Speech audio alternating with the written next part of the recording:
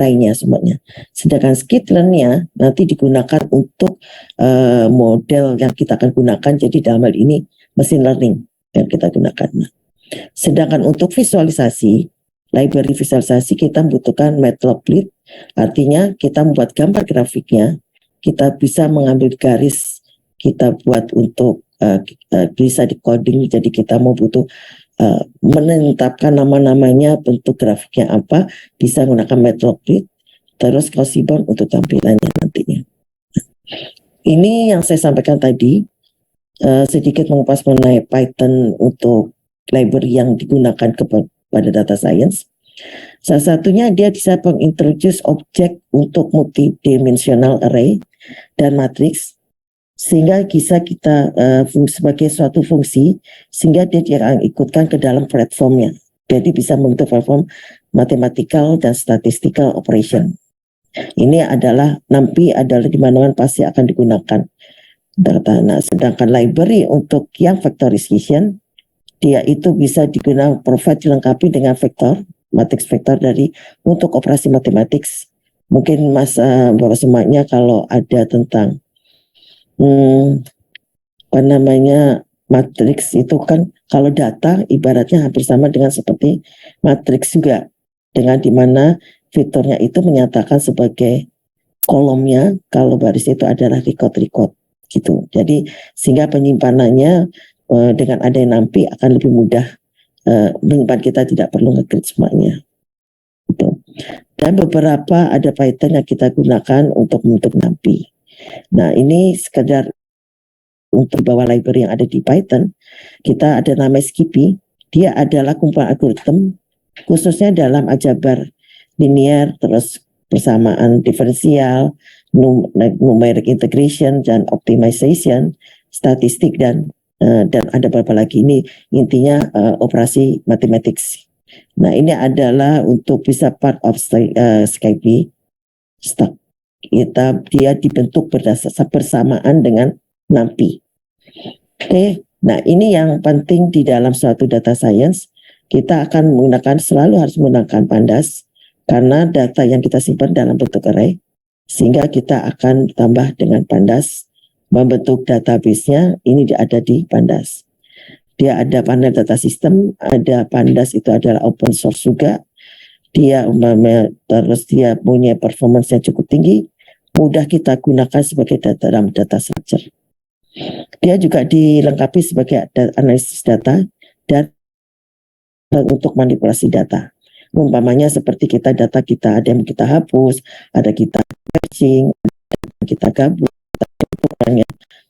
semuanya kita sorting, itu kita menggunakan pada sini. Sehingga selalu akan dia juga bisa menganalisa, menghandle untuk data, missing data. Ada satu lagi yang penting digunakan dalam data skitlearn, di mana dia adalah pelengkapan dari algoritma machine learning, khususnya seperti classification, regression, clusterization, dan model validation. Dia terbentuk berdasarkan bersamaan dengan NumPy, Skippy, dan Matplotlib. Itu yang ada kita gunakan di dalam data science Python library untuk data science. Nah, Matplotlib ini adalah bentuk Python 2 dimensi untuk menggambar grafik, di mana dia akan mengaplikasikan quality dari gambarnya, bermacam-macam hard copy atau bentuknya. Sedangkan dia juga berisi fungsi yang mirip dengan seperti pada MATLAB, seperti kita membuat grafik histogram seperti itu ada di sini. Juga termasuk beberapa fungsi yang kita bisa gabungkan. Terus ada juga line plot, jadi mengplot garis sumbu X. Dia bisa scatter plot. Line plot itu juga grafik garis. Terus dia juga bisa ada terlengkapi dengan bar chart, histogram, dan pie chart. Semua beberapa grafik ada di Matplotlib. Nah, dia relatif low level karena dia membutuhkan suatu great advanced visualization. Oke. Lalu ada lagi sebetulnya yang sering kita akan gunakan di sini, ada tambahannya adalah Seaborn. Seaborn itu digunakan untuk based on Matplotlib. Jadi sepasang seperti itu, provide high level interface drawing and graphic.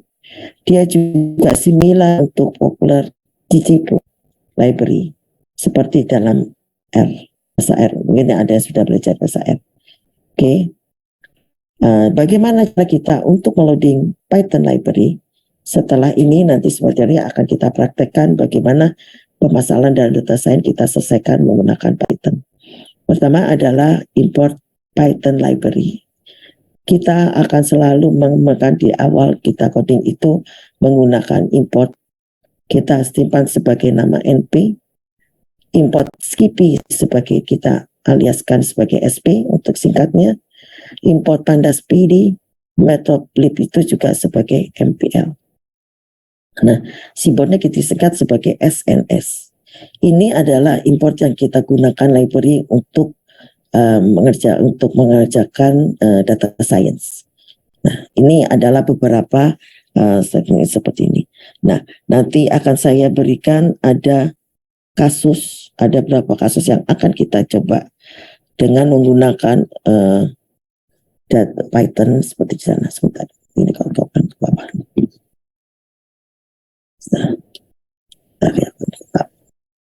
Sebentar ya.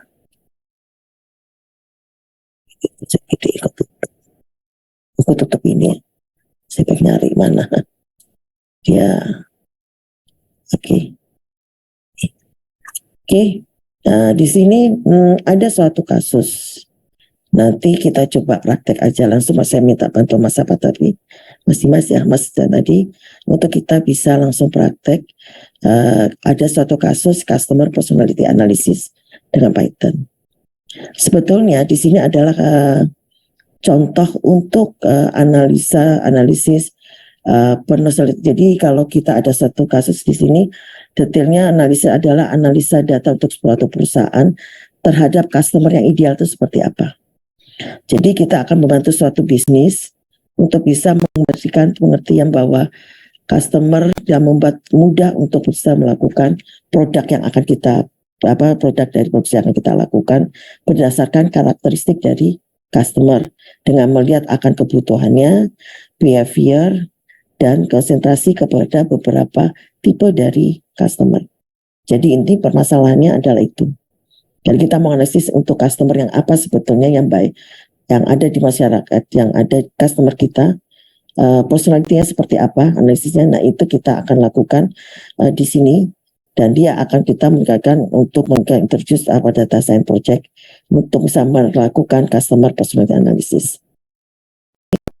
Itu permasalahan yang ada, sehingga dengan kita membantu bisnis itu bisa produksinya lebih besar.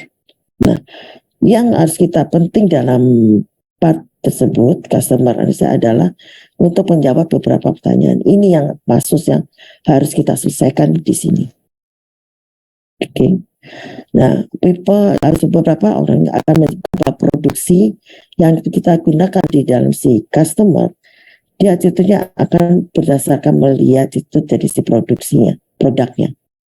Terus people juga, what people do with reveal what people are doing rather than what they are saying about your product. Nah, ini adalah hal-hal yang kita akan lihat, kita analisis. People itu akan menyatakan apa dengan produk kita, apa yang diberikan oleh customer, bagaimana attitude-nya dia terhadap produknya. People juga akan mengingatkan with reveal respon juga, bagaimana dia akan mengerjakan dibandingkan terhadap apa yang dia katakan terhadap produk yang kita hasilkan. Nah disinilah akan kita coba untuk lakukan dari customer personality-nya. Nah ini ada beberapa dataset. Mungkin dengan Mas siapa ya tadi yang bisa untuk membantu saya. Kita akan gunakan dengan menggunakan, saat ini bukan pakai ini. Tadi saya gunakan yang ini. Mungkin kita buka dulu, mungkin Mas Mbak, yang ini ada Python pakai menggunakan Google Colabs. Mungkin bisa gunakan Google Colabs supaya kita belajar praktek sekalian Python dengan dalam konsepnya data science dan hal ini. Oke, di sini kita coba untuk menggunakan dibuka Google Collapse-nya, di situ mungkin bisa dilakukan. Saya minta tolong langsung praktek aja. Monggo dengan Mas, siapa yang tadi ya Mas?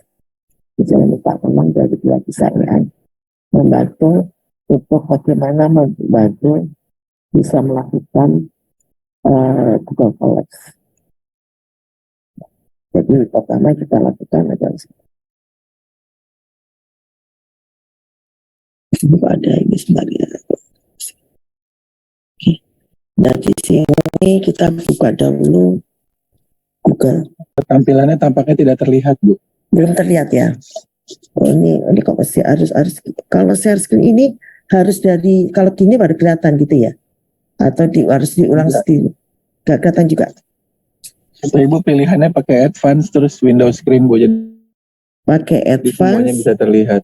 Bukan satu file. Dimatikan dulu. Advance. Ini terus ya. Ini benar ya. Terus pakai Windows screen ya. Iya. Ini betul? Mungkin. Tapi ini Ibu belum. Sebenarnya belum saya ini kan. Nah ini baru mau. Saya belum tahu kalau di. Biasanya dimatikan dulu, Bu. Share screen-nya answer dulu ya. Ulang. Oke, sebentar, tak itu, Pak. Saya answer